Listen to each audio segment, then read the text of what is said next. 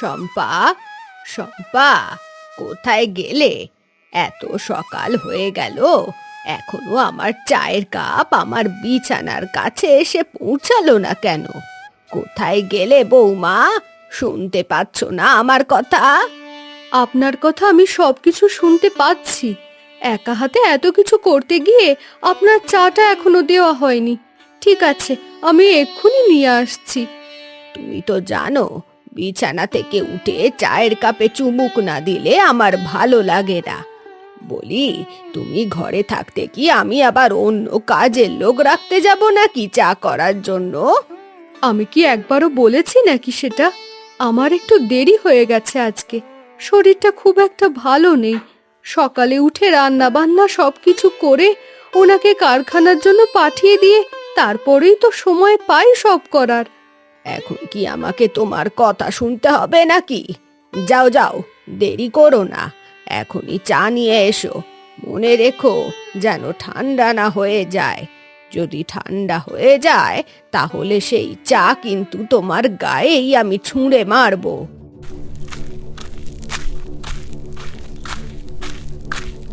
এই নিন আপনার চা, এই মাত্র গরম করে নিয়ে এলাম।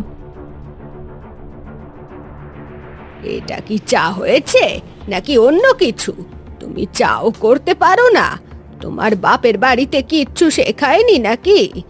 এতদিন হয়ে গেল এই বাড়িতে, তারপরেও তুমি শিখতে পারলে না কিছুই। আহ! আহ!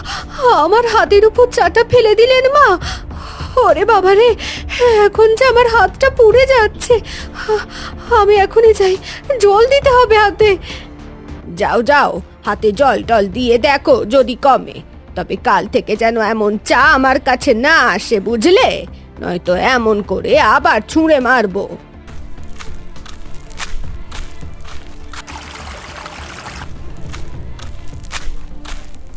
তুমি কি বলো তো? তোমার উপরে এমন ভাবে অত্যাচার করে এই বুড়ি, আর তুমি তবুও কখনোই কোনো কিছু বলো না। তাছাড়া তুমি তো তোমার বরকে সব কথা বলতে পারো। সে তো তার মায়ের এমন কথা কখনো জানে না। তার সামনে তো ওই বুড়ি এমন কোনো কিছুই করে না, ভালো মানুষের মুখোশ পরে থাকে। শুধু শুধু ছেলে আর মায়ের মধ্যে ঝামেলা করানোর কি দরকার বলো? থাক না সেসব। মাঝে মাঝে অমনটা আমার সত্যিই করতে ইচ্ছে করে, তবেও ঠিক হয়ে যাবে। তাছাড়া আমি বাপের বাড়িতে তো এমন ভাবেই মানুষ হয়েছি, তাই অসুবিধা হয় না, বুঝলে? না না বৌদি, এটা কিন্তু ঠিক নয়। তুমি বলো, তুমি না বললে কিন্তু আমি দাদাকে সমস্ত কথা খুলে বলবো। দাদাকে তো আমি চিনি, সে কিন্তু এমন মানুষই নয়। যদি একবার জানতে পারে তার মা এমন কাজ করেছে, তাহলে কিন্তু সে মোটেই সেসব মেনে নেবে না। তার জন্যই তো বলতে চাই না। আসলে সে তার মাকে বড্ড ভালোবাসে। তার মায়ের এমন সব কাণ্ড শুনলে সে দুঃখ পাবে।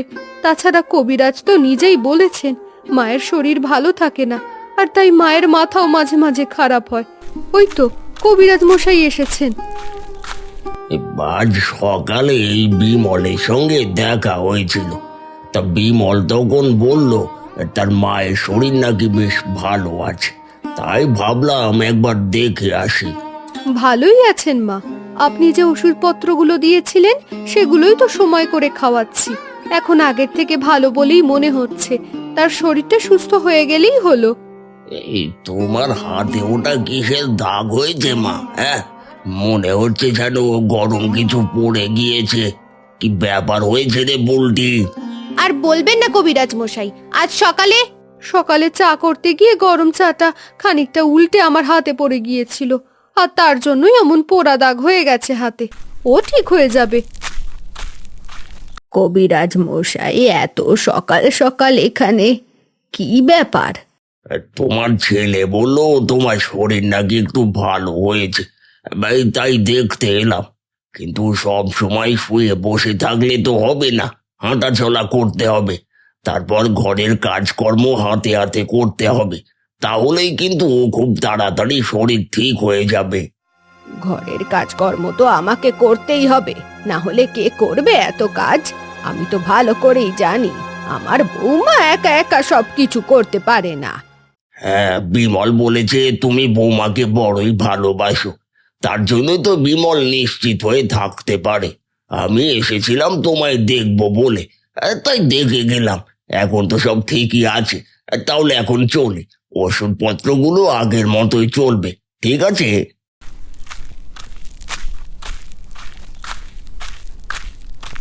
কি করছিলি? কি করছিলি তুই? কবিরাজের সামনে আমার নামে বদনাম করছিলি? তোকে এবার আমি ভালো কথা বলছি। এসব কথা যদি বাইরে যায় তাহলে তোর একদিন কি আমার একদিন, বুঝলি? তুমি এমন কেন করো বলো তো? মা মরা মেয়েটাকে এমন ভাবে সব সময় অত্যাচার কেন করো? দেখবে যেদিন এসব ছেড়ে সে চলে যাবে তখন বুঝবে, তখন তোমার এই ভালো মানুষের নাটক সব বেরিয়ে যাবে। এই বাড়িতে কাজ করতে আসিস তুই, তোর মুখে এত বড় বড় কথা কেন? চুপচাপ যা, নিজের কাজ কর। যা, ভালো করে উঠোনটা ঝাঁট দিয়ে ফেল। তারপরে অনেক কাজ আছে, কাজ না করে মুখে মুখে কথা খালি। আমাকে ভয় দেখাতে যাস না তোরা।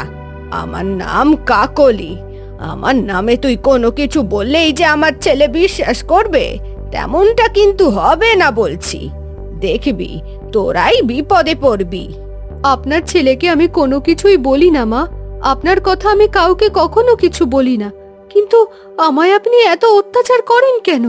আমি তো আপনার কোনো ক্ষতি করিনি, আমি আপনাকে যে বড্ড ভালোবাসি। আমার বাড়িতে থাকতে হলে আমার কথা শুনতেই হবে। আমি যেমন যেমন বলবো ঠিক তেমন ভাবেই চলতে হবে। যা, এখন তাড়াতাড়ি যা, ভালো মতো রান্না করে আমায় খেতে দিবি একটু পরে। যা।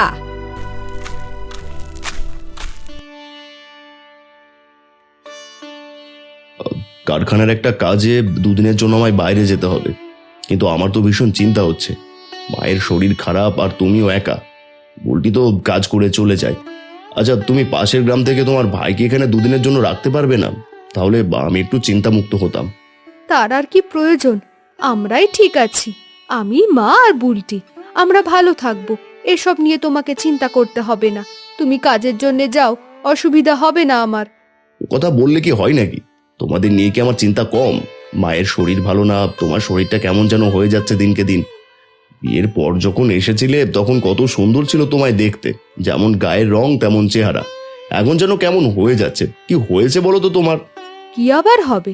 কিছুই না, বাড়ির সব কাজকর্ম আছে না, এসব এটা ওটা করতে গিয়ে এমন হয়েছে। ও প্রথম প্রথম মনে হয়, পরে ঠিক হয়ে যাবে। তুমি দুদিন পরে ফিরবে তো?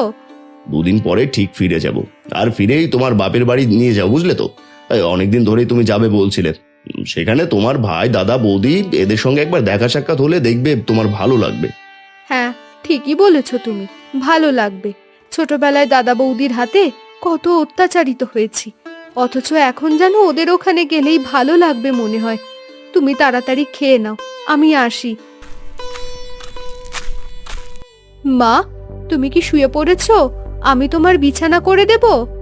এতক্ষণ ধরে কি করছিলে? এতক্ষণ ধরে একবারও মনে পড়েনি যে আমি শুয়ে পড়বো, আমার বিছানা করে দিতে হবে? সারাদিনে কাজটা করো কি যে এই কথাটা মনে থাকে না? তুমি কি বলছো মা? বুঝতে পারছি না। আমি রান্না বান্না সেরে তোমায় খেতে দিয়ে ওনাকে খেতে দিলাম, সমস্ত রান্নাঘর পরিষ্কার করে সব কাজ সেরে তারপর তো এলাম তোমার বিছানা করে দিতে। করে দাও, দিয়ে আমায় উদ্ধার করো। তুমি এই কাজ শেষ করতে তো পারো না। আমরা তো আর কাজ করিনি। তোমার মতো বয়সে 3 জনের নয়, 10-12 জনের সংসার একা হাতে টেনেছি। সকাল থেকে রাত পর্যন্ত সমস্ত কিছু করেছি। 2-3 জনের সংসার টানতে টানতে নাকি তোমাদের সকাল থেকে রাত হয়ে যায়। আপনার ছেলে বলছিল দুদিনের জন্য কোথায় যেন যাবে, তারপর ফিরে এসে আমায় আমার বাপের বাড়িতে নিয়ে যাবে। নিয়ে যাবে মানে কি? তাহলে বাড়ির এই কাজকর্ম, এত কিছু রান্না বান্না এসব কে করবে? বুলটি তো আছে, সেই করে দেবে। আর উনি কারখানা থেকে কাজের ছুটি নিয়ে বাড়িতে থাকবেন বলেছেন, উনি হাতে হাতে করে দিয়ে সাহায্য করতে পারবেন তাহলে। ও, তাহলে তোমার বাপের বাড়ি যাওয়ার জন্য আমার ছেলেকে কাজের থেকে ছুটি নিয়ে ঘরে বসে থাকতে হবে? কোথাও যাওয়া হবে না তোমার, বুঝলে? কোথাও যাওয়া হবে না। এই বাড়ি থেকে তোমার কোথাও যাওয়া হবে না। কি হয়েছে তোমার? চোখে জল কেন? আরে কি হয়েছে বলবে তো? আমি বাপের বাড়ি যাব না, তুমি যাও। আমি কোথাও যাব না, তুমি যাও, ঘুরে এসো। কি যে হলো, এই মেয়ে মানুষের যে হঠাৎ করে কি কি হয়ে যায় তার কোনো কিছুই বোঝা যায় না।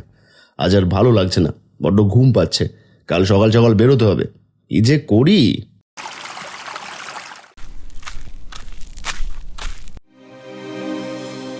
আরে কি হয়েছে আমায় বলবে তো, না বললে আমি বুঝবো কি করে?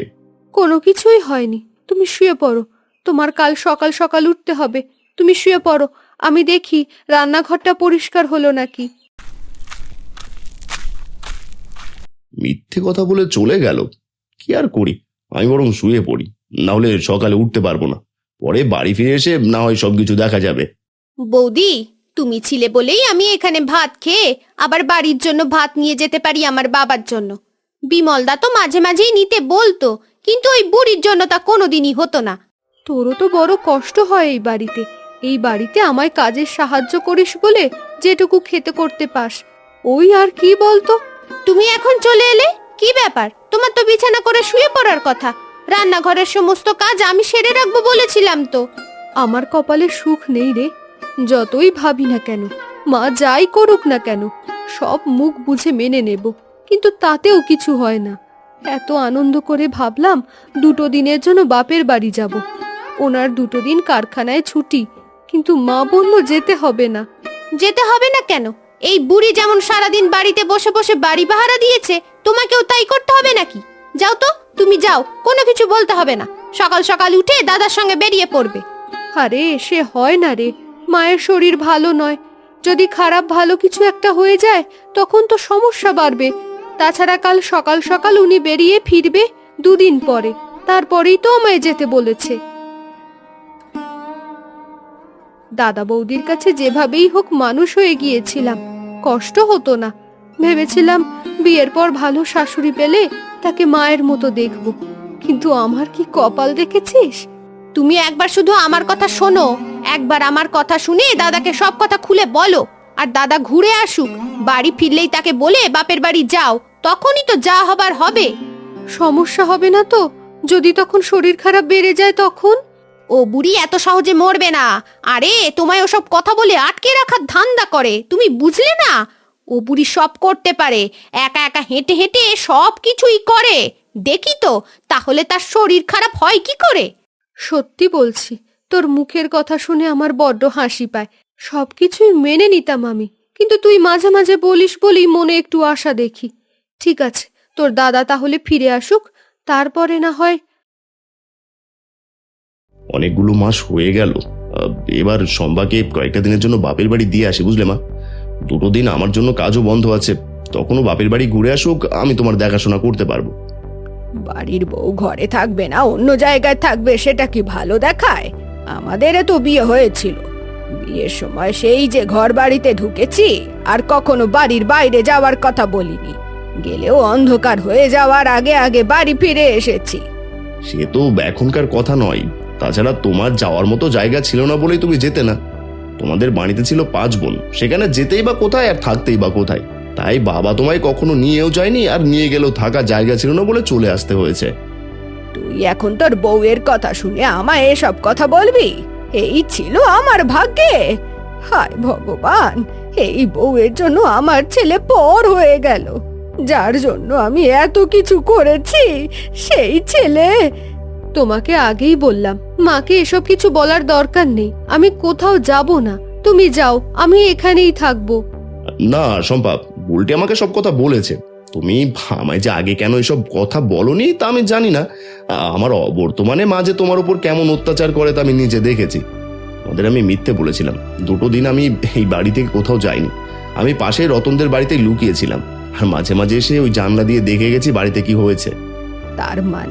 তার মানে তুই আমাদের উপর নজর রেখেছিস? তুই এতটা নিচে নেমে গেছিস যে লুকিয়ে লুকিয়ে আমাদের উপর নজর রেখেছিস? নজর রেখেছি বলেই তো তুমি যে কি অত্যাচার করো শম্পার উপর এটা বুঝতে পেরেছে। হ্যাঁ, ভাগ্যিস আমার সমস্ত কথা আগে থেকে বুলটি বলেছিল। কথাটা অনেকবার বৌদিকে বলার পরেও যখন কাজ হলো না, তখন আমি কবিরাজ মশাইকে প্রথমে বললাম। কবিরাজ মশাই সমস্ত কথা শুনে আমায় বলল, এসব কথা তো আমার আগে জানার দরকার ছিল। দেখ বুলটি, ওনার শরীর খারাপ সেটা আমি মানছি, তাই বলে ওষুধের প্রভাবে এমন কিছু হওয়ার কথা নয়। ও নিজে থেকে এমন কিছু করেছে। কিন্তু নিজের ছেলের বউয়ের উপরে কেউ এমন অত্যাচার করবে কেন? আর এই সব তো সামান্য ব্যাপার না, বলো? ভালোভাবে খেতে না দেওয়া, সবসময় কাজের মধ্যে আটকে রাখা, আর গায়ে হাত তোলা, এগুলো কি করা উচিত?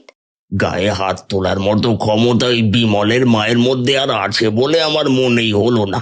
এমন ভাবে সে থাকে, কিন্তু এটা তো ভালো নয়। তার জন্যই চোখের সামনে নতুন বউটা কেমন শুকিয়ে যাচ্ছে। তাহলে এখন কি করা যায় কবিরাজ মশাই? আমি তো কিছুই বুঝতে পারছি না। বৌদিকে অনেকবার বলেছি, কোনো লাভ হয়নি। দাদা কি আমার কথা বিশ্বাস করবে? তুই সমস্ত ব্যাপারটা আমার উপর ছেড়ে দে। শুধু যদি বিমলের সঙ্গে দেখা হয় তাহলে বলবি একবার আমি তার সঙ্গে দেখা করতে চেয়েছি। যেদিন সকালে বাড়িতে এলাম তার আগের দিনই আমার সঙ্গে এই সমস্ত ব্যাপারে কথা হয়েছে বিমলের। বিমলকে আমি বারণ করেছিলাম এসব কথা এখন বাইরে বলতে না, চেপে থাকতে। তাই তো আমি 2 দিন এখানে না থাকার কথা বলে ঘর থেকে বেরিয়ে রতনদের বাড়িতে গেলাম, আর সেখান থেকে মাঝে মাঝে এসে জানলা দিয়ে দেখতে পেতাম সবকিছু। আমি তোমায় আগেই বলেছিলাম বৌদি, সমস্ত কথা দাদাকে খুলে বলো, তাহলে দেখবে সব ঠিক হয়ে যাবে। তুমি এমন কাজ করতে পারলে মা? আমার সামনে শম্পার সঙ্গে ভালো ব্যবহার করো, আর আমার পেছনে এত বড় কাজ করতে পারলে? আমায় ভুল ভাবছিস, আমি এমন কিছু করতে চাইনি। আমি তো শুধু কাজকর্ম শিখিয়ে ওকে ঘরে রাখতে চেয়েছিলাম আমার মতোই। এমন করে কিছু বলো না মাকে। আমি তো বলছি, মায়ের কোনো কাজেই আমি কখনো কিছু মনে করিনি। কিন্তু আজ এখান থেকে তুমি যাবে বাপের বাড়িতে, আর ফিরে আসার পর বুলটির সঙ্গে সঙ্গে আরো একজনকে এই বাড়িতে কাজের জন্য রাখা হবে।